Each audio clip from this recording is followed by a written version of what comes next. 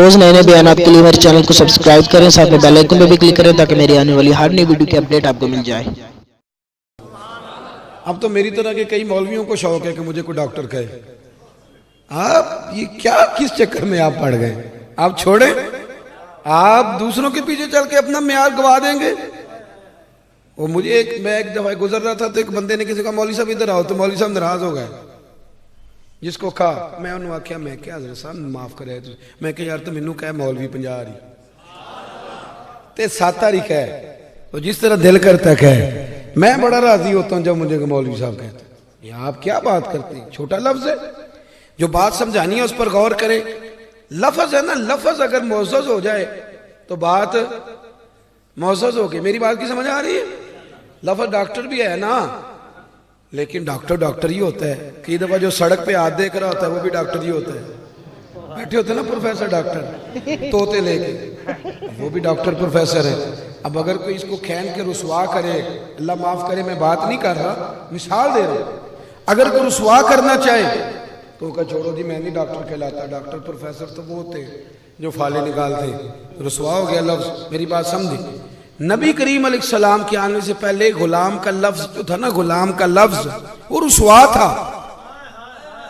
میرے رسول پاک نے غلام کے لفظ کو عزت عطا کر دی، لفظ غلام کو۔ اب تو امت خوش ہو کے نعرے لگاتی ہے کہ غلام ہے غلام ہے، وہ آنے سے پہلے مسئلہ تھا۔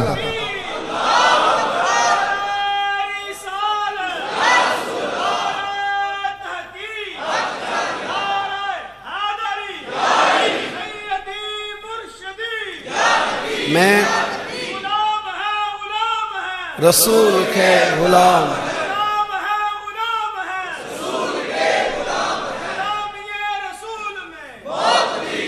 اب آپ سمجھے نا اس لفظ کا حسن سمجھے۔ کتنی غلامی رہی، اور میں نے کہا تجھے پتہ ہی کوئی نہیں بھائی، 4 دن ہمارے نیڑے بیٹھ تجھے سمجھائیں اس غلامی کی شان کیا ہے۔ ہاں، اس غلامی کی شان کیا ہے۔ مشکات میں موجود ہے حضرت سفینہ جنگل سے گزر رہے تھے تو رستہ بھول گئے، شیر آ گیا سامنے۔ کون جی؟ اگر آ جائے تو کیا بنتا ہے بھلا؟ شیر آ گیا، میرا خیال ہے شاہی کو نہیں یاد رہتی، اور میرا نظریہ یہ ہے کہ اگر شیر آ جائے نا، جسے رستے کا پتہ بھی ہو وہ بھی بھول جائے گا۔ لیکن شیر آ گیا، حضرت سفینہ گھبرائے نہیں۔ تجھے پتہ ہی نہیں حضور کے غلاموں کی شان کیا ہے۔ حضرت سفینہ گھبرائے نہیں، بلکہ فرمانے لگے شیر سے، انا مولا رسول اللہ، اور ذرا دھیان سے آنا، میں محمد عربی کا غلام ہوں، توجہ سے آنا، میں رسول اللہ کا غلام ہوں۔ شیر نہ دم پھیرنے لگا، گھومنے لگا۔ مشکات کے لفظ اتنے ہیں، لیکن علامہ یوسف نبہانی نے ایک جملہ بڑھایا ہے، اور ماتے ہیں بادیاں ختم نہیں ہوئی، شیر نے ان کے قدم بھی چومے، اور پھر شیر زبان حال سے کہنے لگا حضور میرے پیچھے پیچھے آؤ، میں قافلے میں چھوڑ کے بھی آتا ہوں۔ آپ کیا سمجھتے ہیں لفظ غلامی کی قدر کتنی زیادہ ہے؟ حضرت عمر فاروق، ملا رومی نے لکھا، حضرت عمر فاروق اپنی چھت پر بیٹھ کے نا، عمر فاروق تو اپنی قمیض سی رہے تھے، اپنا کرتا سی رہے تھے۔ آپ کی اہلیہ چھت پہ آئی تو کہنے لگی مجھے دے دے میں سی دیتی ہوں۔ فرمانے لگے تمہیں تو نہیں نا پتا کیسے سینی ہے، مجھے پتا ہے کہ پہلے ٹانکے کتنے لگائے تھے، اب کتنے لگانے ہیں۔ سانو تخت زارے دی لوڑ کی، نالے کی لگے شہر بمبول دے نال، اسی اپنی بال کے سیکنے، تمہیں کیا پتا، میں ٹھیک لگا رہا ہوں۔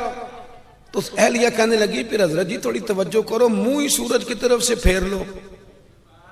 چہرہ آپ نے سورج کی طرف کیا ہے۔ حضرت عمر کہنے لگے اوہو سورج کی طرف منہ ہے۔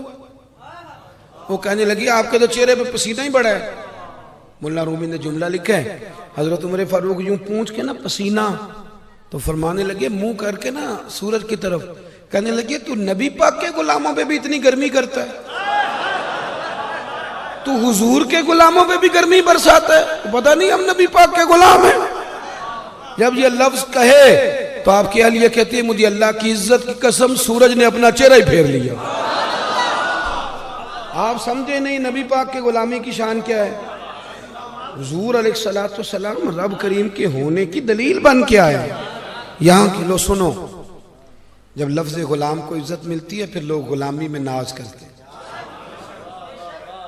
آج بھی مثال دوں گا. آج بھی کچھ لوگ ہیں جن کو ایک اور بندہ کہتا ہے میں 2000 زیادہ دوں گا، میری دکان پہ آ جاؤ. وہ کہتا ہے نا یہ پتہ نہیں، وہ تو مجھے نوکر سمجھتے ہی نہیں، میں ویسے کیسے چھوڑ کے آ جاؤں، وہ میں تو ان کے گھر کا فرد ہوں.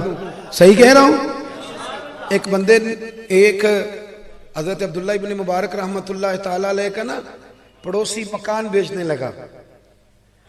حضرت عبداللہ ابن مبارک کا پڑوسی اپنا مکان بیچنے لگا.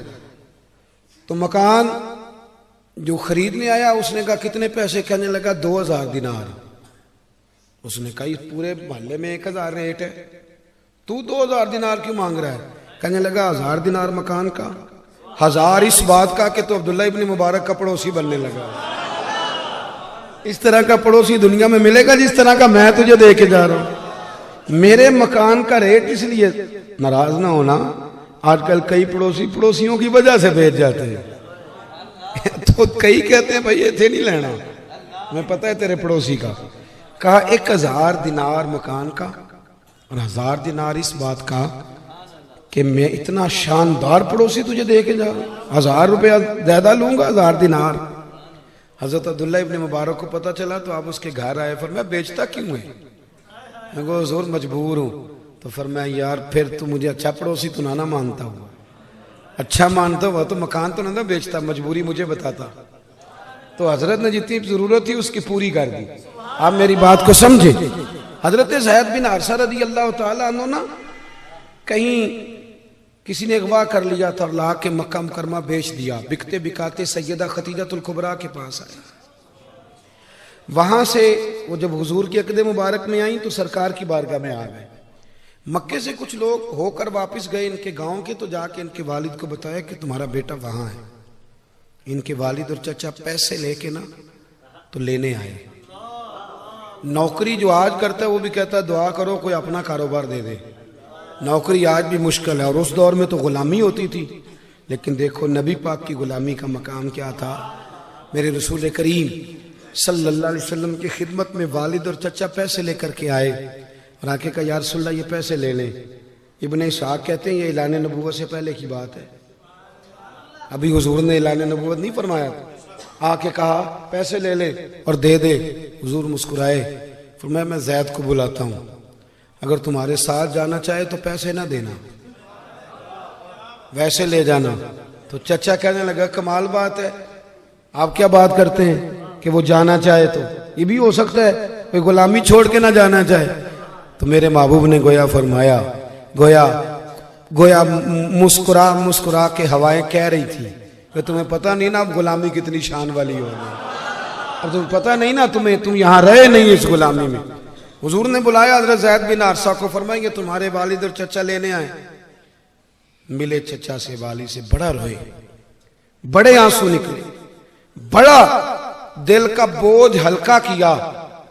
اور جب اچھے طریقے سے طبیعت ٹھنڈی ہو گئی تو حضور نے فرمایا زید اگر تم جانا چاہو، تمہاری ماں بہنیں انتظار کر رہی ہیں، جانا چاہو تو میری طرف سے اعتراض کوئی نہیں. حضرت زید بن حارثہ دوڑے حضور کے قدموں میں آ کے بیٹھے. یا رسول اللہ ماں بڑا پیار کرتی ہے، باپ بڑا چاہتا ہے، بہنیں بڑا پیار کرتی ہیں، لیکن جب ایک دفعہ آپ مسکرا کے دیکھتے ہیں نا حضور نثار کر دوں میں کائنات اس مسکراہٹ پر. یا رسول اللہ میں نے تو نہیں جانا، جو مرضی بھی ہو جائے.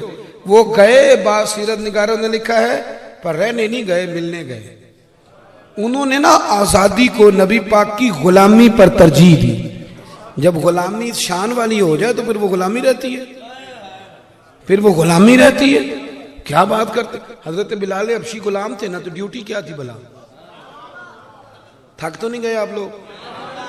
بھلا ڈیوٹی کیا تھی؟ نبی پاک کے سارے کام کاج گھر کے وہی کرتے تھے، حتیٰ کہ کھاتے بھی انہی کے پاس ہوتے تھے. وہ دھار کس سے لینا ہے، دینا کس کو ہے، ہر شے انہی کے پاس ہوتی. یعنی نبی پاک نے کل مل مالک بنا دیا، کل مل، ہر چیز ان کے حوالے کر، ہر چیز. حضرت بلال فرماتے ہیں میں قرضے لیتا تھا، میں مہمانوں کی دیکھ بھال کرتا تھا، صحیح حدیث میں موجود ہے. آپ فرماتے ہیں ایک دن ایک یہودی مجھے کہنے لگا کہ تو پیسے نہیں دے رہا, میں تجھے پھر باندھ لوں گا اور بکریاں چرانے پہ لگا دوں گا.